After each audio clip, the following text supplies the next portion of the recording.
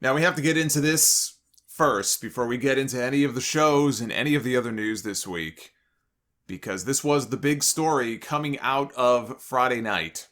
The NXT Friday Night Massacre. And no, it is not a new show that they're launching to compete against AEW Rampage. 13 releases in one day, all announced during Smackdown. So as Smackdown was on the air Friday night, which was not the greatest show this week that they have put on, it was very distracting because we were getting drip information on social media. Wrestlers were going on Twitter and posting comments about how they had just been let go. It was a very odd time for them to be announcing this stuff. But there it was, 13 different names, all in one night, gone from WWE. The biggest name, to me, being Bronson Reed. The biggest disgrace of all of these list of cuts was Bronson Reed. And that was how I found out about this news. Somebody had linked me to a tweet from Bronson Reed who said, just got released by WWE. This monster is back on the loose. You don't know what you've just done. And he tagged AEW, Ring of Honor, Impact, and New Japan. They had just brought him up for a series of dark matches before SmackDown, and reportedly had main roster plans for him already. And now he is unemployed, although he will not be for very long, right? Whatever his non-compete is, he was an NXT guy. So it might be 30 days instead of 90 days, whatever it is. I guarantee you this man will not be unemployed for very long. He's going to be just fine. Because any company can find something for a Bronson Reed to be doing. And clearly WWE must have felt the same way if they were preparing to bring him up to the main roster and had already drawn up plans for him. So I would love to know, we may never have the answer. But if they were thinking about bringing him up and they liked him enough to be thinking of ideas for him, what was it exactly that made them go, you know what, on second thought, we don't want this guy. We don't have a need for this guy. We don't have a place on our roster for someone who looks the way that Bronson Reed looked. Because Bronson Reed, he was not a tall person, but he was a big guy. Every bit of 330, 350. And he can move. I said on Friday night on my live stream that he reminded me in some ways of Bam Bam Bigelow. Bam Bam Bigelow was also not the tallest guy, but he was a big guy. Well north of 300 pounds. Who was very agile, who can move around. He was doing cartwheels in the ring. He was coming off the top rope.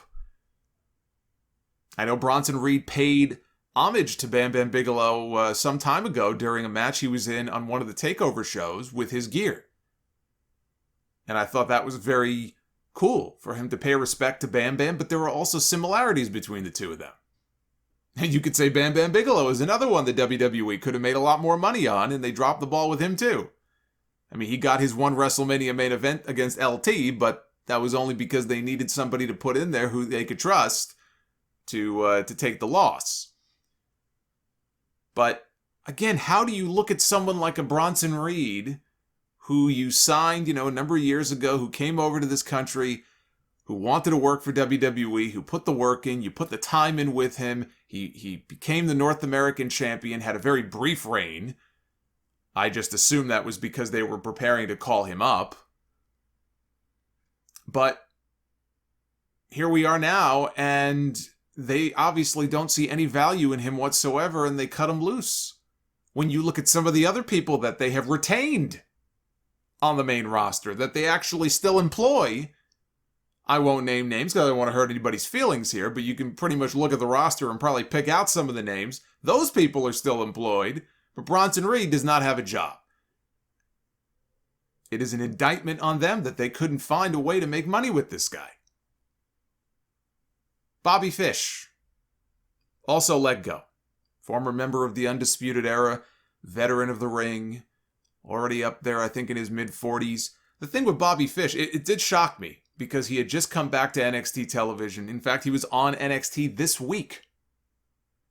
What does not shock me is the fact that Bobby Fish was never going to get the call up to the main roster unless he was part of a group like Undisputed Era. And the minute they broke up Undisputed Era, Someone like him didn't stand a chance. I mean, he had barely a chance before, but that was at a time when they really, and even now, I mean, not much has changed. They could use some new tag teams. Had they kept him and O'Reilly together as a team, that would have been the best role for him on the main roster. His best shot at success was as part of a team. The minute he was no longer part of a team or a faction, he was done. So in that respect, it doesn't shock me. But he could have been somebody they would have maybe used as a coach. I think he could have been very useful to them in that respect. As a talent on the roster, a lot less shocking to me that they would not see the value in someone like Bobby Fish, who, let's just be perfectly honest here, has been very injury prone. He's been out at least 2 or 3 different times with injuries. He just came back not too long ago from another injury. I think he suffered a muscle tear, I think, in the War Games match late last year. The injury bug bit him more than a few times. He is one of the older names, if not the oldest, now that I'm looking at this list, that was on that list. Not really all that shocking that they would get rid of Bobby Fish. Mercedes Martinez, in terms of the women, also up there in age. She is not some young rookie, but you absolutely could have found a role for her on the show, or even in a coaching role. Maybe she didn't want to coach. But even on the main roster, you mean to tell me that you couldn't have a veteran presence in that division like a Mercedes Martinez to work against people like Bianca Belair and Sasha Banks and Bayley and some of the other women that they have? Rhea Ripley? Woman just got kicked in the face a few weeks ago on TV, got her bell rung, and now she's out of a job. Jake Atlas just celebrated his 5-year wrestling anniversary, posted a tweet. That's the only reason I knew that. Happy 5-year anniversary to me. He posted at 3 o'clock in the afternoon on Friday. A few hours later, he was out of a job. They hadn't really done much with him. I heard a lot of praise for him before he signed with NXT. I was not familiar with his work. I personally, maybe I just haven't seen the right Jake Atlas matches. I never saw anything outstanding about him in the ring. Obviously, he had talent. Could they have done more with him? Yeah, they could have done more with him. Whether or not he would have gotten over at a high level remains to be seen. But they really weren't doing a whole hell of a lot with him. He was kind of that guy where every few weeks on TV, oh, there's Jake Atlas.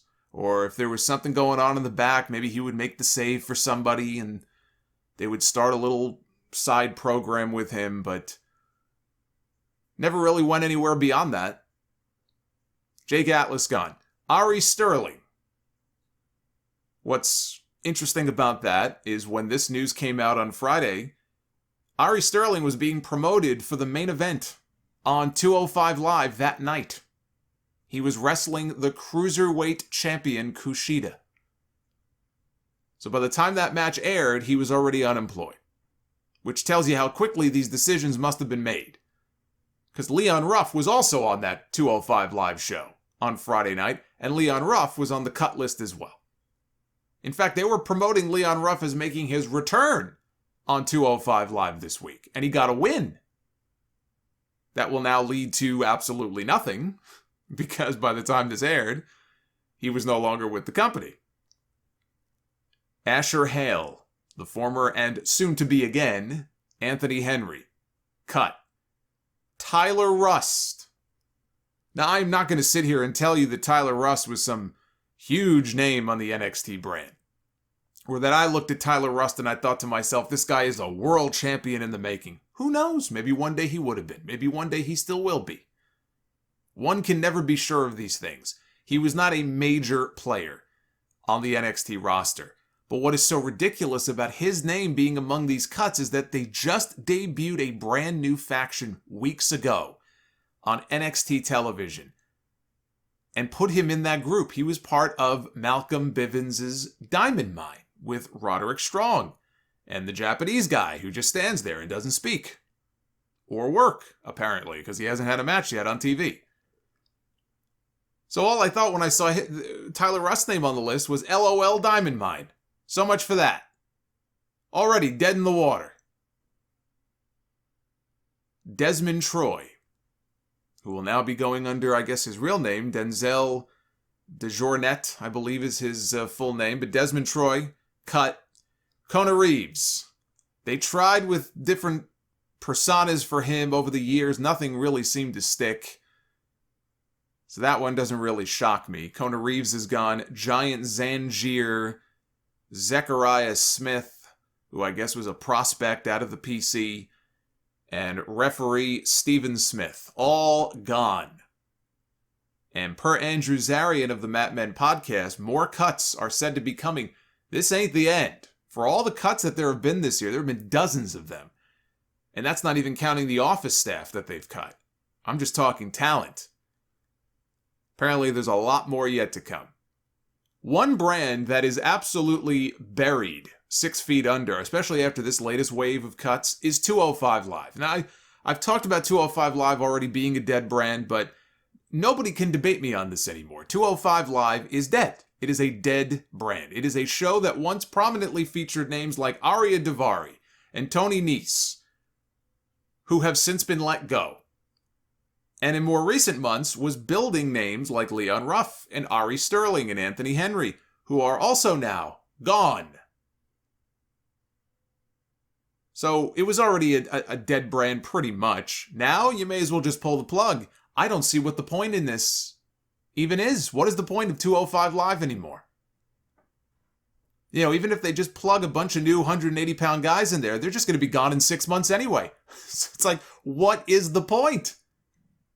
You have a TV contract commitment in Italy that you have to fill, so you have to air something, so you keep 205 Live on as a show. I mean, you can plug anything you want in there. There's literally no reason for 205 Live to be a thing any longer. This should be the death knell, the nail in the coffin for that show.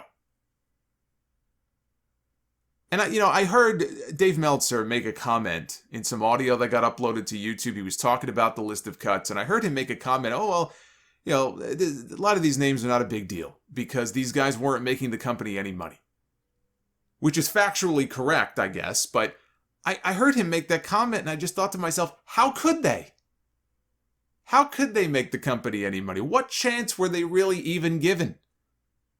And if they never thought these guys would be moneymakers for them, then why the fuck did they sign them in the first place? Who was overseeing these decisions, these hiring decisions, when all of these talents were brought in if you didn't think you can make money on any of these guys?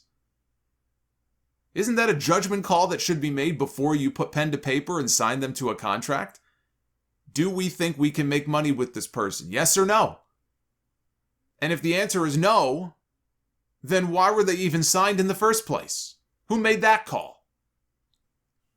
I look at this list, and I don't know who some of these people even are.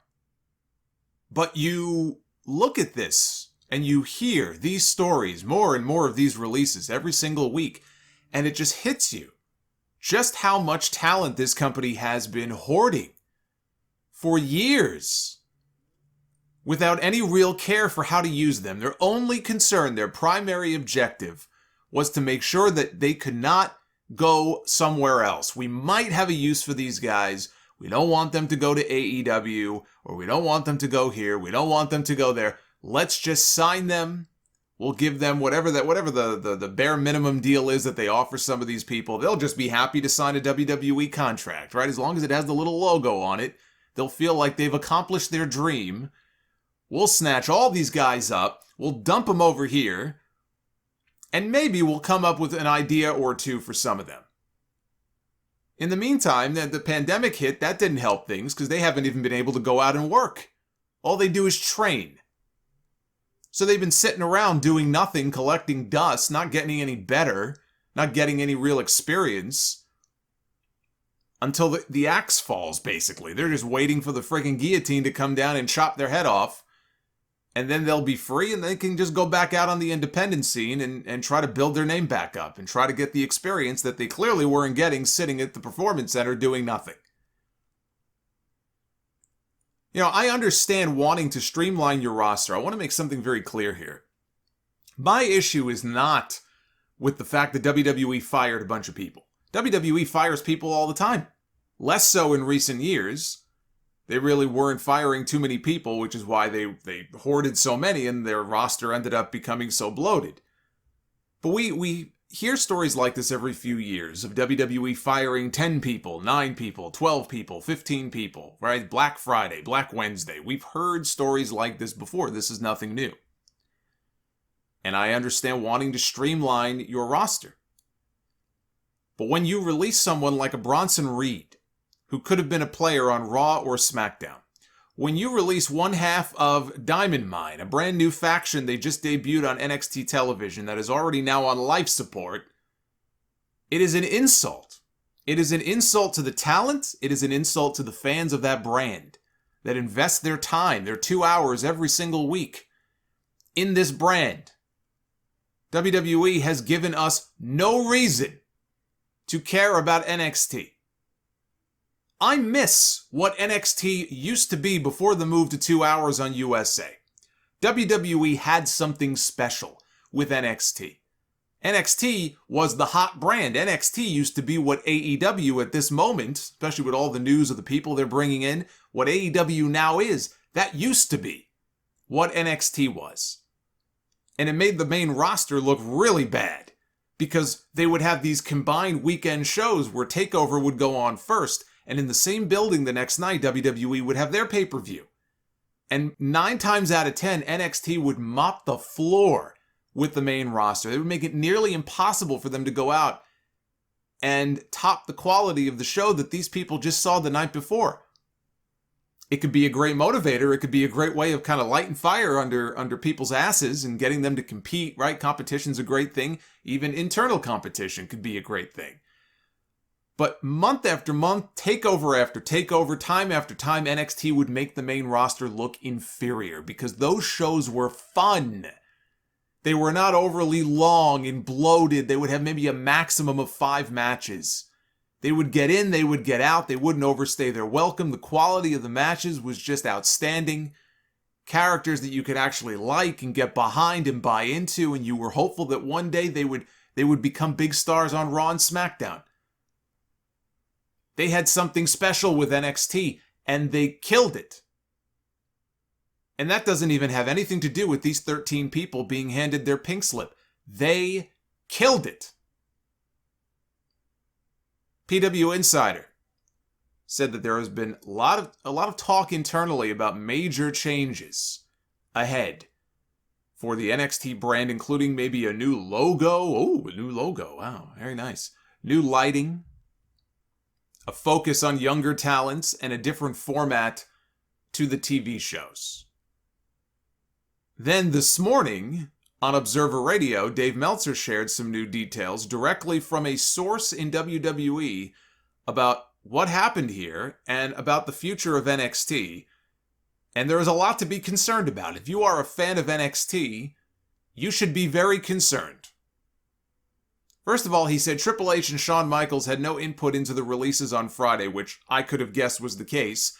I don't get the sense that they're really consulting much at all with Triple H about any of this NXT stuff. Triple H has got to be just beside himself that all of these decisions are being made for him, for what was his baby, his brand, that he actually built into something. And now it's being ripped away from him. I don't get the sense he's being consulted on any of this stuff. They have basically kicked him aside and said, okay, we're going to take over now. Meltzer says they are reverting back to the old developmental days of NXT before Triple H started booking it like his own indie promotion, which had its pros and cons. I talked about that at the time when he started doing this, and I warned. I issued a warning. I said, if you are an independent promoter, you need to be very worried about what Triple H is doing here. I said this 7 years ago. I said this is going to slowly kill off a lot of these independent promotions and weaken them, because they're just going to take all of this top independent talent and bring them on into WWE, put them under the WWE banner. And Triple H can run it like he's basically running his own independent promotion. And that's basically what he's been doing. So now they're looking to go back to the days that preceded that. The Curtis Axel days is what Meltzer said of NXT. That's how he described it. This is the exact wording from the source in the company about the criteria going forward in terms of NXT, and I guess in terms of who they're looking to recruit, this is what he was told. No more midgets, which I guess is the word that they used, which is very telling. No more midgets.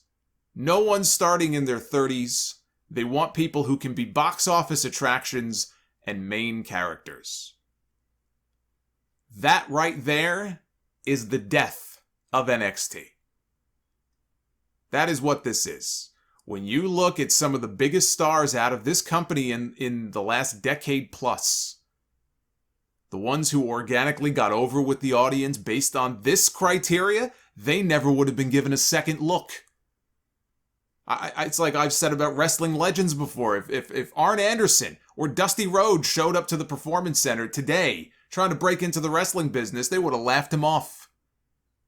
You know how many of those guys who we now look at as some of the biggest names and most charismatic names and successful names of all time, biggest legends in the industry, would not have even been, they wouldn't have gotten a first look, let alone a second look. They would have been the ones on a list like this that I'd be reading on this podcast right now. WWE wishes well to people, to Bret Hart, to Arn Anderson, to insert name here, whoever you want. If they're not all, big and muscled up, they probably would have been cut too.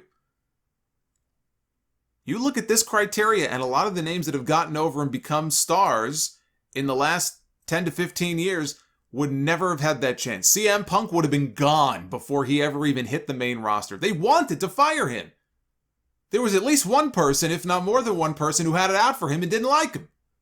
I know he's not exactly the most likable guy in the world, but he had at least one enemy behind the scenes who wanted him gone and tried to get him fired. It was Shawn Michaels who actually stood up and defended him and got him to keep his job. Punk would have been gone were it not for that. Daniel Bryan, he would have been wrestling Sheamus on an infinite loop for the rest of his career if they even hired him in the first place. That would have been his ceiling. The age thing, I think, is absolutely absurd. You look at someone like Batista, who was much older when he got over big. DDP is the classic story in WCW. He never would have been given a chance. He was a late bloomer. He was more the exception than the rule. But a guy like him, AJ Styles, when he finally came into WWE in 2016, he was almost 40 years old. He's not even 6 feet tall. He doesn't check either one of those boxes. Based on this criteria, he would have been shut out. Asuka, closing in on 40. And despite the horrendous fucking writing for her on television that's turned her into a friggin' cartoon character, imagine how much worse that division would have been without her. Damien Priest, he's on Monday Night Raw right now. And I would like to see big things in his future. I think he could be a big star. I think he could absolutely be a Universal or a WWE champion one day. They supposedly like him. Well, they like him now. We'll see if that lasts. But Damien Priest, he's on Monday Night Raw. He got called up not that long ago. He was working with Bad Bunny at WrestleMania in kind of a prime spot. He's 38 years old. But he's not a midget, as they would say. So at least he checked off one of the boxes. Yes, of course, you want to sign youth with the hope that you can build them and they can get 10 years plus out of these people. Instead of somebody who gets called up at the age of 39, their body might break down in the next 5 years, and then what do you get out of them, right? Not everybody is an athletic freak, like a Rey Mysterio or an AJ Styles or somebody like that who can do it at a high level well into their 40s. So I understand that. I understand. And you do want to sign younger people. But limiting yourself only to young guys, or only people who are 6'2" and above, is one of the reasons why they have so few new stars. They have such a narrow-minded view of what makes a star. It's no wonder they have so few of them. How many actual stars did they create out of NXT before they started bringing in people like Finn Balor, and Sami Zayn, and Kevin Owens, and Johnny Gargano, and Tommaso Ciampa, and Shinsuke Nakamura, and people like that? How many? How many legitimate, real stars did they make out of their own developmental system? Because they had a bunch of people who spent years down there. I'm talking 5, 6, 7 years. Look at Angelo Dawkins of the Street Profits. These people spent years down there without making any real progression in that system. It shouldn't take that long. You shouldn't be trapped in developmental hell for 7 years. If you shut out all of these other people and you only focus on people who check a certain box, you are only handicapping yourself. And by the way, who do they expect all of these 20-somethings with little to no experience that they might be bringing in soon? Who do they expect them to be working with once they come over to the PC? If they start to phase out all of the 30 and above folks. You need those people. You need them to work with the younger talent. Otherwise, you have young guys working with other young guys and not getting any better, which is dumb. So this whole mentality is completely fucked. And if Adam Cole hears this and he doesn't run as far away from this company as he possibly can, then he gets exactly what he deserves. Which brings me to Mr. Cole. As if we needed any more evidence of how little the top executives in this company actually care and pay attention to what happens in NXT.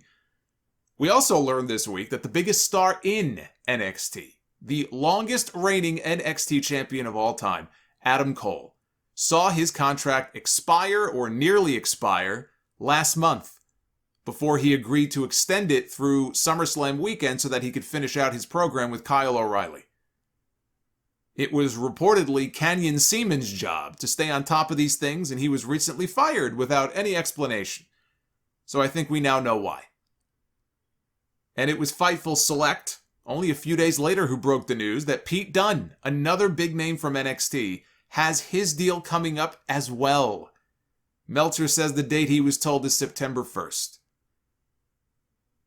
You talk about taking your eye off the ball. How the hell do you not lock both of these guys down? We're not talking about Tyler Rust. We're not talking about Giant Zangief or whoever the fuck it was who was on the list of releases this week. We're talking about Adam Cole and Pete Dunne. How do you allow something like this to happen? Top officials in the company were said to be caught by surprise at the news that Adam Cole's contract was coming due. They thought his contract was up end of 2021 or early 2022. It is inexcusable that they would even let it get to this point. Cole, this guy has been Mr. NXT for the last 4 years. Him and Johnny Gargano both part of my favorite NXT match of all time.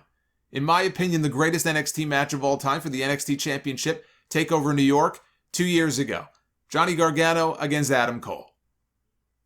Two of the top players on that brand. He has been a top player in NXT from the day he debuted.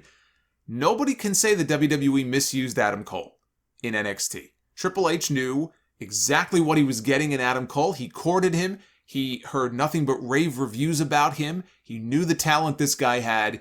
He signed him. He brought him in. And he used him. He didn't just, use him once and cast him aside. He wasn't used as an enhancement guy. He didn't get the start and stop push. He has been a top guy on the brand from the very first day that he walked in the door.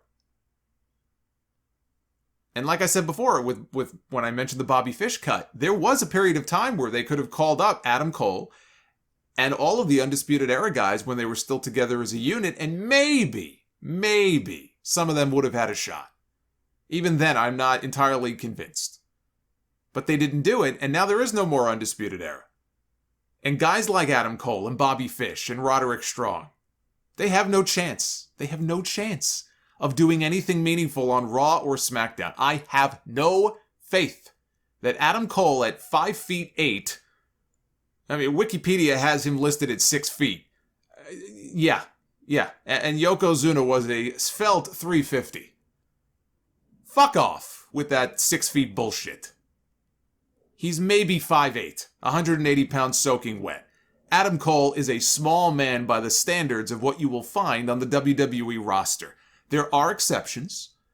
You look at someone like Rey Mysterio. Although I look at Rey Mysterio as a generational talent. There is nobody else like Rey Mysterio. But you have a Rey Mysterio. You have a Daniel Bryan. Daniel Bryan was not a giant. And they both made it as top stars, but I cannot envision Adam Cole standing in the ring opposite someone like a Drew McIntyre or a Bobby Lashley or any of the top stars on either of those shows, where his head barely comes up above the top rope, and Vince McMahon sees that and decides to push him as anything but a mid-card act at best. At best!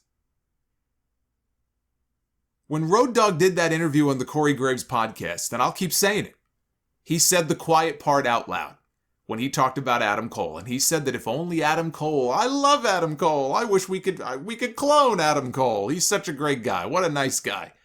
Respectful, talented, he can talk, he can work his ass off.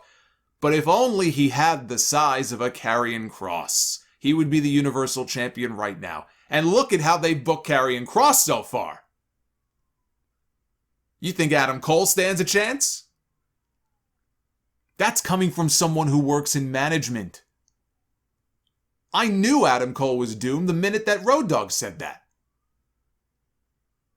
And what I don't want, because this guy could be an asset on anyone's roster, what I don't want is to see him end up as another, well, what might have been story on the main roster. We heard that Vince McMahon was meeting with Adam Cole Friday night backstage at Smackdown. Fightful reported a couple of hours before Smackdown, Cole was taken directly to Vince McMahon's office in something that was said to have appeared a high priority to McMahon himself. And the report stated that those high up in WWE said that they heard the meeting went well, and Vince McMahon seemed to have taken a liking to Adam Cole on a personal level. They've also been informed that there have been pitches for Cole on both Raw and SmackDown over the last week if he were to re-sign, which as far as we know, he still has not. With WWE sources telling Fightful that it was communicated to Adam Cole that he is wanted on the main roster. Oh yeah, I'm sure he is. I'm sure they really want him right now. I'm sure that's what they want. They want Adam Cole on their show. They need new faces on the show. They don't want to let him get away. They would love to have him, and I'm sure there are writers and people who write for Raw and SmackDown who would love to work with someone like Adam Cole, who would love to come up with ideas, creative pitches for Adam Cole, and they can think of positive contributions that he could make to either one of those shows. Just because Vince McMahon likes Adam Cole today, and they want him on the main roster today, that does not mean anything. It means nothing. When you hear stories about guys who are being cut left and right, who sign a new deal for 3 years, for 4 years, for 5 years, whatever the amount of money is, they think that their long-term future is with WWE. They've been promised the world. 6 months later or a year later, their whole world comes crashing down. This company can't be trusted. The people who run this company cannot be trusted. Because whatever they tell you in front of your face, behind their back, they got their fingers crossed. I'm looking at my watch right now, and it's telling me as I sit here that it's 12:48 p.m. If Vince McMahon or John Laurinaitis were to walk up to me right now and I asked them, hey, what time is he? Got the time? And they turned to me and they said, sure, kid, it's 12:48 p.m. I still wouldn't trust them. And Adam Cole shouldn't trust them either. He's got other options. He's got other prospects outside of this company, and not just AEW. Although AEW would seem to be the most attractive, they could probably pay him very well.